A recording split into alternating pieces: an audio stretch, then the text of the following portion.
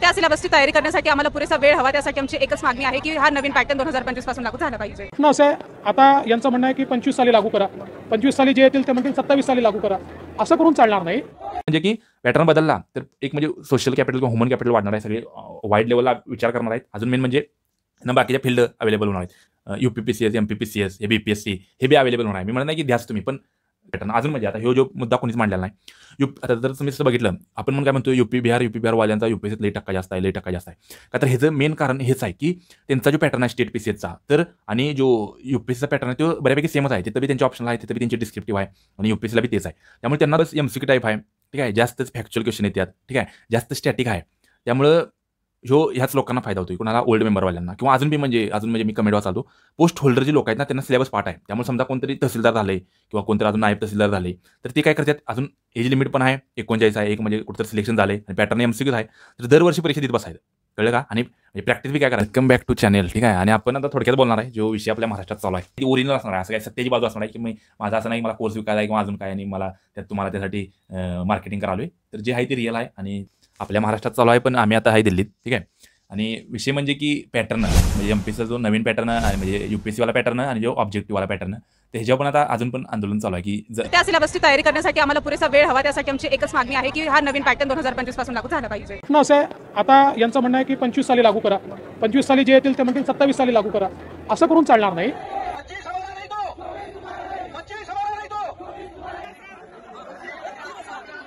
जुन्या पॅटर्नवरच परीक्षा घ्या आणि तसंच चालू दे।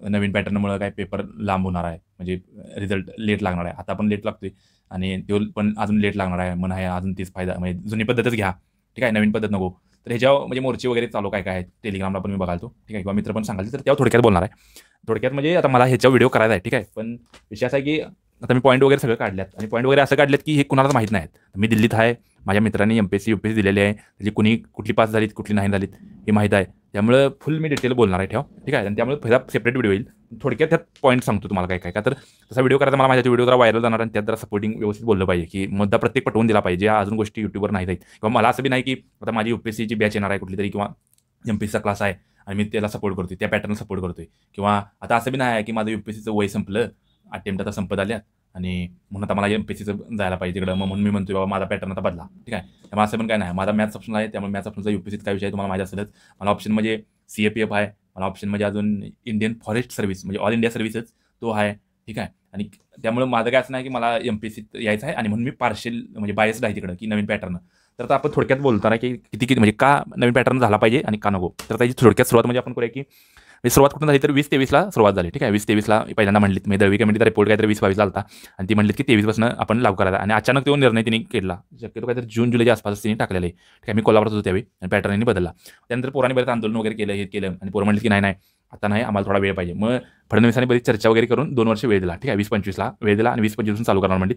आता 2025ला अजून पोरं म्हणतात की नाही आम्हाला जुनी पद्धतीच पाहिजे, नवीन पद्धती विश्वास नाही, हे नाही ते नाही। आता ही म्हणजे अजून सांगायचं म्हणजे ही कारण आहे, ठीक आहे। तर ही कारणं बिरणं आहेत, पण विषय सांगतो म्हणजे नवीन पद्धत का झाली पाहिजे, म्हणजे UPSCचा जो पॅटर्न आहे तो MPSCला का आला पाहिजे हे सांगतो आणि का नाही आला पाहिजे हे पण सांगतो। आता म्हणजे आता जो हा फायदा म्हणजे आंदोलन करणार पण ह्या 2 गट आहेत, ठीक आहे। एक म्हणजे फ्रेशर जे आहेत आणि एक म्हणजे जे ओल्ड मेंबर आहेत। ओल्ड मेंबर म्हणजे MPSCला जे अप्पर एज लिमिट आहे ते काहीतरी 39 आहे जनरलचं, ठीक आहे। त्यामुळे ती ओल्ड एज मेंबरवाली पण लोक आहेत, ठीक आहे। अजून म्हणजे ओल्ड मेंबरला कसा फायदा होतो ते सांगतो, म्हणजे सिलेबस MCQ टाईप आहे, ठीक आहे, जास्तच फॅक्च्युअल क्वेश्चन येतात, ठीक आहे, जास्त स्टॅटिक आहे। त्यामुळं ह्याच लोकांना फायदा होतो, कोणाला ओल्ड मेंबरवाल्यांना किंवा अजून म्हणजे मी कमेंट वाचालतो, पोस्ट होल्डर जे लोक आहेत ना त्यांना सिलेबस पाठ आहे। त्यामुळे समजा कोणतरी तहसीलदार झाले किंवा कोणतरी अजून नायब तहसीलदार झाले तर ते काय करतात, अजून एज लिमिट पण आहे 39 आहे, एक म्हणजे अजून म्हणजे आता जो मुद्दा कोणीच मांडलेला नाही। आता जर तुम्ही बघितलं, आपण म्हणून काय म्हणतो UP बिहार वाल्यांचा UPSCत लई टक्का जास्त आहे, लई टक्का जास्त आहे का, तर ह्याचं मेन कारण हेच आहे की त्यांचा जो पॅटर्न आहे स्टेट PCSचा तर आणि जो UPSCचा पॅटर्न आहे तो बऱ्यापैकी सेमच आहे, तिथं बी त्यांचे ऑप्शन आहे, तिथं बी त्यांचे डिस्क्रिप्टिव्ह आहे आणि UPSCला बी तेच आहे। त्यामुळे त्यांना कुठं सिलेक्शन झाले आणि पॅटर्न MCQ आहे तर दरवर्षी परीक्षा देत बसायचं, कळलं का। आणि म्हणजे प्रॅक्टिस बी काय करायची, नुसती MCQ प्रॅक्टिस करायची, असं नाही की UPSCचा पॅटर्न आहे आणि रायटिंग प्रॅक्टिस करायला लागते। ऑफिस वर्क जरी असलं तरी MCQ प्रॅक्टिस काय तुम्ही ऑफिसमध्ये बी करू शकता किंवा संध्याकाळी आल्यावर करू शकता। म्हणजे ही एक म्हणजे विचार करायची गोष्ट आहे, कॉम्पिटेटिव्ह आहे तर आपण सगळ्याच पद्धतीने विचार केला पाहिजे। त्यामुळे जो फायदा आहे हा ओल्ड मेंबर म्हणजे लोकांनाच होतोय, म्हणजे ओल्ड मेंबर जे आहेत त्यांना, जे ऑलरेडी पोस्ट होल्डर आहेत त्यांना, आणि हीच म्हणतात आंदोलन अजून करूया, पॅटर्न अजून पुढे ढकलू दे। आणि जे नवीन मेंबर आहेत त्यांना म्हणजे तोटाच होतोय किंवा जे फ्रेशर आहेत त्यांना इक्वल लेवल प्लेइंग फील्ड कधी मिळणार, कळलं का। ही म्हणजे कायम म्हणजे खालीच राहणार, बाजूलाच राहणार। आणि मी पण आता बघतोय म्हणजे MPSC मी काय म्हणजे ह्यावेळी पण जी आता प्रीव्ही झाली ना, जानेवारीत झाली, डिसेंबरमध्ये झाली, डिसेंबरमध्ये पण मी काय दिलं नाही. ठीक आहे, म्हणजे मी फॉर्म भरून ठेवते, मला सगळे म्हणतात फॉर्म भर मी भरून ठेवते, पण म्हणजे मला काय ते पॅटर्न म्हणजे काय आवडत नाही किंवा त्याचं काय मला आहे मला पण माहीत नाही, पण म्हणून मी देत नाही. आणि म्हणूनच मी व्हिडिओ करालो की पार्शल व्हिडिओ होऊ दे बाबा. असं नाही की मला पॅटर्न द्यायचा आहे किंवा मी पैसे देतोय म्हणून पॅटर्न बदलू द्यात किंवा न बदलू द्यात. ह्यात माझा काय वैयक्तिक हेतू नाही आहे.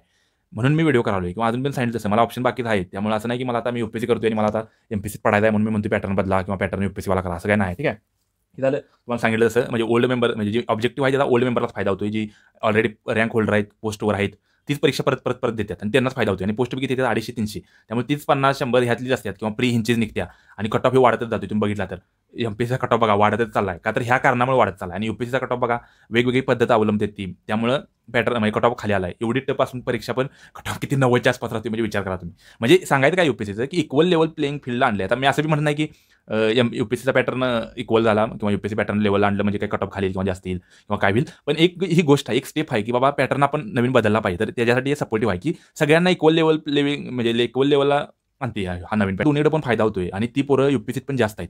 मी म्हणतो 4-5 जण जरी ह्या पॅटर्नमुळे जर एक्स्ट्रा येत असलीत यूपीएससीत म्हणजे त्यांच्या पॅटर्नमुळे, तर तरी पण बघा की 4-5 सीटं त्यांच्या राज्यातल्या पोरांना त्या मिळतात.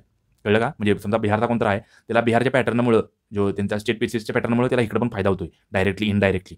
त्यामुळं ह्यो आपल्या महाराष्ट्रात तसं हॉलिस्टिक लेवलला किंवा मोठ्या लेवलला जर विचार करायचा म्हटला तर फायदाच आहे ना. आपली पोरं स्टेट पीसीएसमध्ये पण घुसणार आणि इकडं यूपीएससीत पण घुसणार. अजून मेन म्हणजे समजा पोरांनी यूपीएससी लेवलचा अभ्यास केला किंवा यूपीएससीच्या पॅटर्नवर अभ्यास केला, ऑप्शनलचा वगैरे तयारी केली, तर आता हे माहीत नसेल कोणाला. आता मी फॉरेस्ट देतोय, इंडियन फॉरेस्ट सर्व्हिस म्हणजे ही बी ऑल इंडिया सर्व्हिस आहे. तर ह्याला पण जे सायन्स ग्रॅज्युएट आहेत ही बी देऊ शकतात. आता समजा हे जर तुम्ही एमपीएससीच्या जुन्या पॅटर्नवर अभ्यास करायला लागला, ती एमसीक्यू आणि ती किंवा तुम्ही ऑप्शनचा अभ्यास नाही केला, तर तुम्ही ती म्हणजे परीक्षा देऊ शकत नाही इंडियन फॉरेस्ट सर्व्हिस किंवा तुम्हाला त्याचा फायदाच होणार नाही. तुम्हाला फुल वेगळ्या पद्धतीने किंवा नवीन अजून अभ्यास करायला लागणार. पण हे जर नवीन पॅटर्न झाला यूपीएससीचा तर तुम्हाला तो अजून फायदा मिळणार. म्हणजे तुम्हाला ते अजून 150% दरवर्षी मिळणार. कळलं का? आणि आता हेच कारण सांगायचं म्हणजे आपल्या महाराष्ट्रात पण बघा इतकं जंगल आहे किंवा हे आहे. 3 नंबरला आपलं महाराष्ट्र आहे, 3 का 4 नंबरला आहे म्हणजे आपल्या म्हणजे जंगलाच्या बाबतीत, फॉरेस्टच्या बाबतीत. तर आपल्या राज्यात इतकं जंगल आहे, पण तुम्ही जर बघितलं IFS आहेत म्हणजे फॉरेस्ट ऑफिसर क्लास 1ची, तर ही बाहेरच्या राज्यातली आहेत. आपल्या राज्यातली कमी आहेत. का कमी आहेत? तर हे पॅटर्न हे आहे. का तर आपली पोरं करतात एमपीएससीसाठी अभ्यास, ठीक आहे, मिनिमम, आणि तो अभ्यास ती एमपीएससीवाली ही क्लास 1च्या इकडं येऊ शकत नाही. ठीक आहे, म्हणजे जी इंडियन फॉरेस्ट सर्व्हिस आहे त्यासाठी, का तर त्यासाठी वेगळा अभ्यास करायला लागतोय. मग ही जी एमपीएससी फॉरेस्टवाली अजून कुठं कॉम्पिटिशन वाढते? आपली जी स्टेटची फॉरेस्ट सर्व्हिस आहे त्यात किंवा स्टेटची ॲग्रिकल्चर सर्व्हिस आहे त्यात. त्यामुळे हे जर विचार केला तुम्ही तर ही पोरं जी नवीन पॅटर्न झाला तर ही पोरं इंडियन फॉरेस्ट सर्व्हिससाठी पण येणार आहेत. आणि त्यामुळे जे ॲग्रिकल्चरचं कॉम्पिटिशन आहे ती थोडी कमी होणार. आपलं स्टेटची फॉरेस्ट सर्व्हिस आहे तिची कॉम्पिटिशन कमी होणार. का तर ही पोरं इकडली म्हणते 5-6 म्हणजे 10-15 तर इकडे घुसणार आहे. कळते का? आणि हा आपण न पॅटर्न बदलून आपण हे यूपी बिहार किंवा अजून जे नॉर्थची स्टेट आहेत ह्यांना आपण फायदा करून द्यायला लागलो की पॅटर्न आमचा जुनाच ठेवणार ऑब्जेक्टिव्ह आणि आम्ही हातच राहणार. आम्ही काय हे इंडियन फॉरेस्ट सर्व्हिस म्हणा किंवा यूपीएससी बघणार नाही. अजून म्हणजे समजा तुम्ही पॅटर्न बदलला, ठीक आहे, तर ही पोरं आपली स्टेट जी देणार आहेत, स्टेट पीसी म्हणजे स्टेटची जी सर्व्हिस राज्यसेवा देणार आहेत हीच पोरं यूपीएससी पण देऊ शकतात. ठीक आहे, आणि दोन्ही पण देऊ शकतात. म्हणजे ते बॅलन्स करायला बरं पडते. मी म्हणत नाही की लयच फायदा होणार, पण आता जो आहे त्यापेक्षा जास्तच फायदा होणार. अजून म्हणजे फ्रेश ब्लड येणार, फ्रेश सगळ्यांचा पर्स्पेक्टिव्ह असणार. अजून म्हणजे एक वाटते की करप्शन थोडं कमी होईल. का तर तुम्ही इथिक्स आताच्या पॅटर्नमध्ये नाहीच आहे. ठीक आहे, किंवा आहे ते ऑब्जेक्टिव्हली आहे. पण समजा तुम्ही खरोखर आन्सर दिलं तर समजा एक तुम्ही म्हणजे आता उत्तर वगैरे लिहून म्हणजे ॲक्च्युअल तुम्हाला सांगतोय मी काय सपोर्टिंग देत नाही, तर तुम्ही सगळ्या गोष्टी वाचल्या इथिकली किंवा काय, तर थोडं करप्शन कमीच होणार आहे. म्हणजे 1% कमी होणार, ते कमीच होणार आहे. कळलं का? त्यामुळे पॅटर्न नवीन बदलायलाच पाहिजे. किंवा अजून तुम्ही आता हाय ऑब्जेक्टिव्ह कसा पॅटर्न लिमिटेड आहे किंवा आपण फॅक्च्युअल विचार करतोय. पण समजा हॉलिस्टिकली तुम्ही यूपीएससीच्या डिस्क्रिप्टिव्हनुसार जर विचार करायचा म्हटला किंवा डिस्क्रिप्टिव्हनुसार अभ्यास करायचा म्हटला तर तुमची जी इंटेलेक्च्युअल अबिलिटी आहे ती बी जरा म्हणजे ॲक्च्युअल वाढते. कळलं का? मी पण बघतोय जर एमपीएससीचा अभ्यास करायचा म्हटला किंवा ऑब्जेक्टिव्ह आता एसएससीचा मी दिलता त्यावेळी आपण तो अभ्यास करताना असा लिमिटेड विचार करतोय, असं पूर्ण पिक्चर बघायला येत नाही. आणि त्याचा फायदा ते पूर्ण पिक्चर न बघितलेला फायदा आपल्या आयुष्यात येत नाही. समजा मी म्हणतोय जरी यूपीएससीत किंवा एमपीएससीचा नवीन पॅटर्न झाल्यावर तुमचं जरी म्हणजे अपयश आलं किंवा नाही सिलेक्शन झालं तरी तुम्ही जे हॉरिझॉन्टल जो विचार करायची पद्धत जी अवलंबली आहे किंवा जो विचार केला आहे हॉरिझॉन्टली याचा अभ्यास केला आहे वाईड, तर त्याला तुम्हाला आयुष्यात फायदा होणार आहे. त्यामुळे एक जे आपण म्हणतो सोशल कॅपिटल किंवा ह्युमन कॅपिटल म्हणतोय ना, तर ती वाढलेला असणार आहे. आता मी ह्या गोष्टी तुम्हाला डोक्यावरच्या वर्ण जाणार की काय असं बोलायला ह्युमन कॅपिटल नाही आहे, म्हणजे खरोखर आहे. तर बघा की तुम्ही म्हणजे एमपीएससीच्या पोरांनी समजा फेल जरी झाला असला तरी त्यांनी त्या वरच्या लेवलला अभ्यास केला असणार. तर यूपीएससीचं एक्झाम्पल घ्या. यूपीएससी जे कोणतरी प्री दिलेला आहे किंवा मेन्स दिलेला आहे, तर तिथे विचार करायची पद्धतच वेगळी असते. आणि का तर त्याने त्या लेवलचा अभ्यास केलेला असतो, त्या लेवलचा विचार केलेला असतो. त्यामुळे हे फायदा आहे. ठीक आहे. आणि अजून मेन म्हणजे की आता हे पण माहीत नाही, आता माझा एक मित्रच आहे तर त्याचं नाव घेत नाही, पण तो आपला यूपीएससी करतोय आणि त्याचं काय तर याची त्याला वाटलं की आता आपलं यूपीएससी थोडं लिमिट म्हणजे त्याचा चान्स विना. ठीक आहे, म्हणजे यूपीएससी जास्त अवघड झालं. पण त्यानं काय केलं, यूपीपीसीएस म्हणजे उत्तर प्रदेशची प्री काढली आणि आता तो उत्तर प्रदेशची मेन्स देणार आहे. आणि तो म्हणतो की म्हणजे आपल्या जो नॉर्थ बॉर्डर आहे ना, म्हणजे तो विदर्भात आहे, तर तो म्हणतो की ठीक आहे मला एमपीएससी म्हणजे थोडा अवघड जाणार, मी यूपीएससीचा म्हणजे प्री त्यानं काढल्या, इंटरव्ह्यू पण दिला यूपीएससीचा. पण तो म्हणतो की मी म्हणजे यूपीपीसीएस म्हणजे यूपीची ती स्टेट सर्व्हिस देऊन मी यूपीत म्हणजे ते यूपीच्या राज्यसेवेत जातो. त्यामुळे हे पण होणार आहे. समजा आपलं उद्या काय झालं म्हणजे सेम पॅटर्न जर झाला तर आपल्या पोरांना हे यूपीपीसीएस किंवा एमपीपीसीएस हे पण म्हणजे म्हणजे फील्ड उघडणार आहे. असं नाही म्हणत की मी आपल्या राज्यातल्या पोरांनी दुसऱ्या परीक्षा द्यावा तिकडे जावं, पण एक अपॉर्च्युनिटी, एम्प्लॉयमेंट अपॉर्च्युनिटी मिळणार आहे. पण ही पोरं काय एमसीक्यू लेवल एमसीक्यू पद्धत, ऑब्जेक्टिव्ह पद्धतच पाहिजे अशी म्हणतात आणि त्यामुळे हे चुकीचं आहे. ठीक आहे. अजून पण मी म्हणतो की तुम्हाला 2 वर्ष दिलीत फडणवीसांनी. ठीक आहे. त्यामुळे आणि त्या 2 वर्षात तुमचं वित नाही मग कधी होणार. ठीक आहे. म्हणजे मी असं म्हणणं नाही की तुमच्यात काय कमी आहे किंवा काय, पण तुम्हाला सफिशियंट वेळ दिला आहे ना. असं नाही 1 वर्ष दिले किंवा 6 महिने दिले, 2 वर्ष दिले. आता तरी मी जरा थंड घ्या किंवा थोडं बाकीच्यांचा पण विचार करा. नुसतं स्वतःचा विचार करू नका की असं म्हणू नका की जोपर्यंत माझं सिलेक्शन वित नाही तोपर्यंत तुम्ही ऑब्जेक्टिव्ह ठेवा, ऑब्जेक्टिव्ह परत आणा. हे फक्त म्हणजे हे कसं म्हणजे काय झालं, हुकुमशाही झाली आणि UPSC वाली पोरं म्हणजे काय व्हिडिओ म्हणा किंवा असं इंटरव्ह्यू किंवा मोर्चे बिर्चे असलं काय काढत नाही. ठीक आहे. तर त्यांचे म्हणजे ते विचार वेगळ्या लेवलला करतात. त्यामुळे पण ह्यात म्हणजे अजून सांगायचं म्हणजे की ह्याचा जो जुन्या पद्धतीचा फायदा आहे, ऑब्जेक्टिव्हचा जास्तीत जास्त ओल्ड मेंबरलाच होतोय.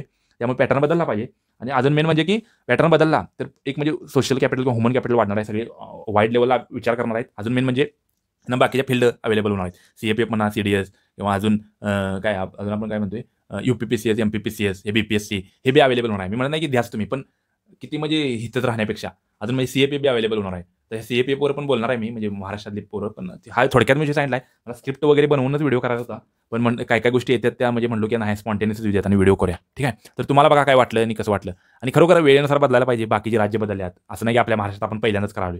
बाकीच्या राज्यात केले, UP म्हणजे MP पण पॅटर्न तो आहे, म्हणजे बिहारमध्ये पण तोच आहे, BPSC, उत्तर प्रदेशमध्ये पण तोच आहे. आपलं महाराष्ट्रात यात माग आहे. त्यामुळे आपल्या महाराष्ट्राच्या पोरांसाठी हॉलिस्टिक लेवलला किंवा लॉंग टर्मसाठी विचार केलाच पाहिजे. कळते का?